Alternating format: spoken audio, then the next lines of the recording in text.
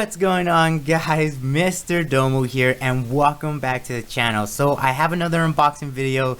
This time I got one item back from Collector Archive Services, and I kid you not, this literally took 8 months just to get back. So if you weren't aware, if you're sending any loose action figures to Collector's Archive Services to get graded, the minimum wait time is at least 6 months.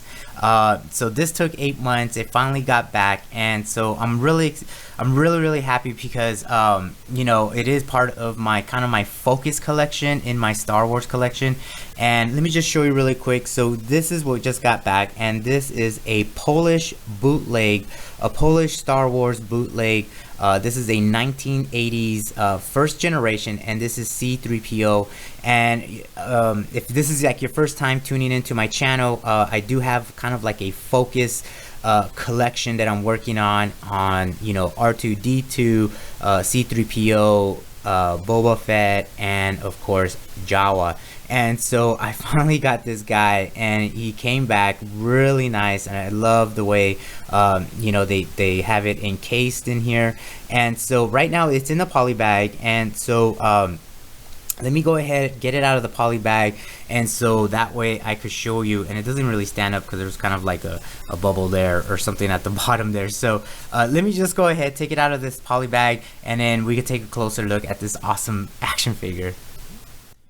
Alright guys, so there he is outside of the poly bag, and this thing looks amazing. So let me show you the label really quick. So here we have a 1980s Polish Star Wars first generation C3PO unarticulated bootleg, and this is the gold version. I think there's other color versions out there when it comes to these Polish bootlegs.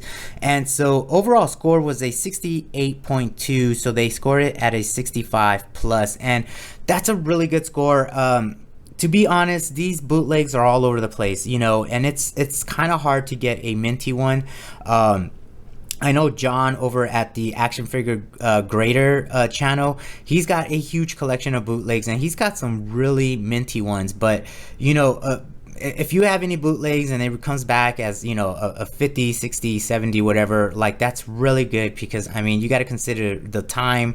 You know, this is a 1980s bootleg, and to be honest, they're all over the place. And sometimes, you know, obviously, like, you could tell that the paint, you know, there's a lot of paint rub going on, so you could start seeing you could kind of see the black rubber, like kind of like the material that was being used to mold this guy. And you know, speaking of the mold, like, this guy really, I mean, it really mirrors off a you know, Kenner Star Wars, you know, C3PO action figure. And so I brought him out here. This is part of my first 12 here, and this is my minty one here. So this is my 1977 Kenner Star Wars loose action figure. This is a Hong Kong country of origin, so kind of really super common. And this is a, you know, C3PO, and he received the 85 plus. But you know, putting them side by side as a comparison, like, they really, the mold is exactly the same. It's just that obviously this guy is a hard plastic and he has joints, and this one's just, you know, all one piece, and it's kind of like a rubber material there.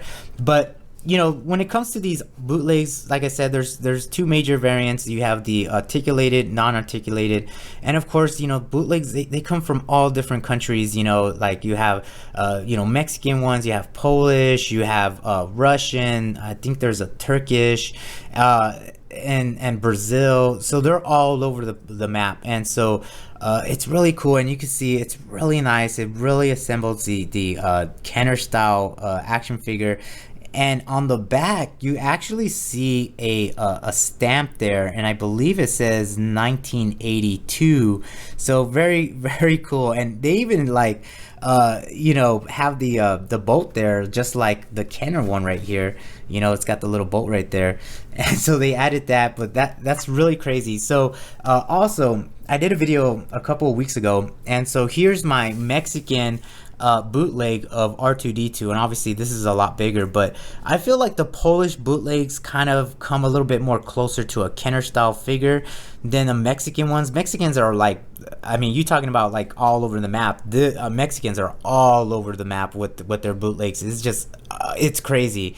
And so but you know, now I have the Mexican bootleg here and a Polish bootleg, and so now I just need to find their counterpart. So I need to find a Mexican bootleg of C3PO and then get a Polish bootleg of R2D2, just to continue on with my focus collection there of these droids.